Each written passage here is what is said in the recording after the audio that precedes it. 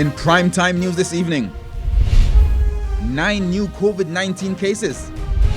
New protocols for the island's nursing homes amidst the rise in asymptomatic cases of COVID-19.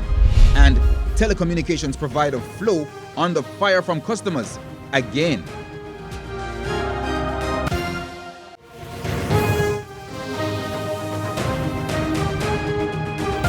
Good evening and welcome to Primetime News. We're on air and online at onespotmedia.com. I'm Herman Green. And I'm Janella Precious. Also this evening, the business day, sports commentary, E-Prime and weather. But before the break, the feedback question. The feedback question this evening. What has been your experience working or studying from home? You can share comments online, facebook.com/Television Jamaica and tweet us at Television Jam.